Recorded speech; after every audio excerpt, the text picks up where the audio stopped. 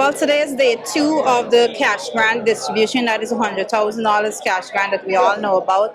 And if you look around the background, sure, I know you've been covering it for the day, and it is a lot of confusion. We have no proper system in place. And I would have thought that yesterday, with all the confusion that was on the ground, that we would have come today and saw a better system in place. But instead today, the system is worse.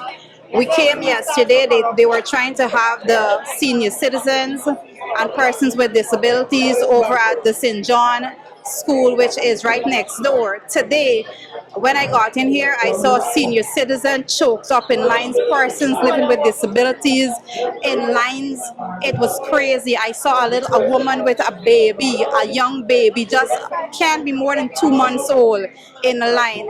So I took it upon myself. I've been here all morning. I didn't even look for my ID card as yet, because I came with the intention to check to see if my name is on the list. But when I got here, that's the last thing I can even look at, because I have to be getting the senior citizens ID card, going up, checking for the names, getting them out of those lines, making sure that they don't get a heat stroke out here, make sure that the little baby isn't getting heat exhaustion.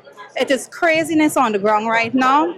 We asked about this in Parliament. We asked the Prime Minister, how is the distribution going to be done?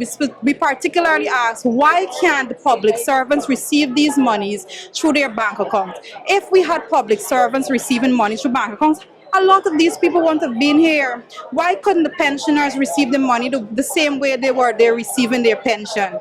They would not have had to be here. I am just hoping and praying that we don't have any serious cases here, because we've had pensioners in the line. I'm trying my best to pull them out, and nobody there telling me that I can't take a pension to the front of the line right now.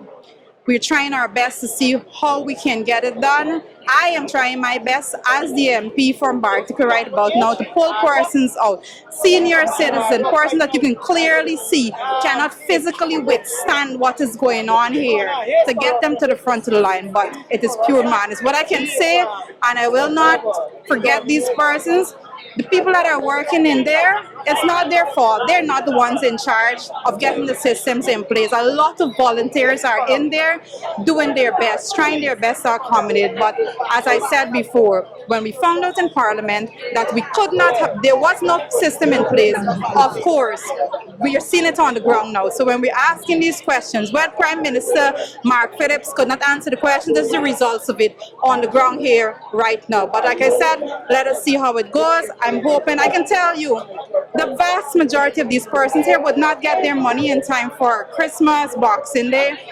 I'm sure they're going to have another day after Christmas and Boxing Day for persons to come back. I'll be back out here again to make sure I can lend as much assistance as I can. This is my home. These people are my neighbors, my friends, my families, my community workers, my colleagues. I'll do my best to see how best I can assist them. Two quick things.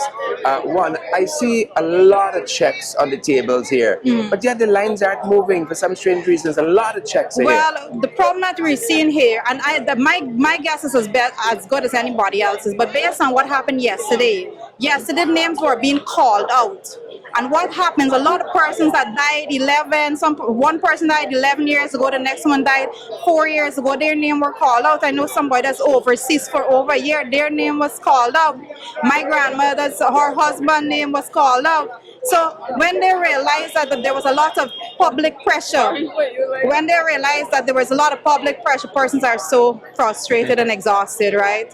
When they realized that there was so much public pressure as to why are we hearing names of persons that are deceased and persons that are not here, they could not have registered. So they decided today that they're not going to call names over on the speaker. They're not going to call on the microphone. So now persons have to go up individually to check through. So if you have, for example, a list with a set of 300 checks in your hands, then one by one you have to go through 300 checks every time one person go up there, because you are not calling out the names of the 300 persons' name on the checks. That's what's going on here right now. Yeah, and then we heard also quite a few persons were told from Agatash and communities like that that they can have their checks brought to wherever they registered. After being out here for hours, we heard some persons came out here from as early as 3 o'clock, 2 o'clock this morning.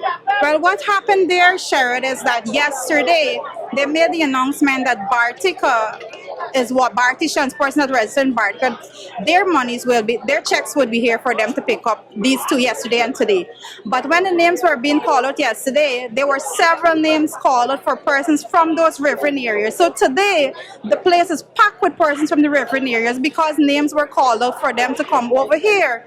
So again, a lot of confusion, no real separation of the checks and so forth, and that's why the persons are here.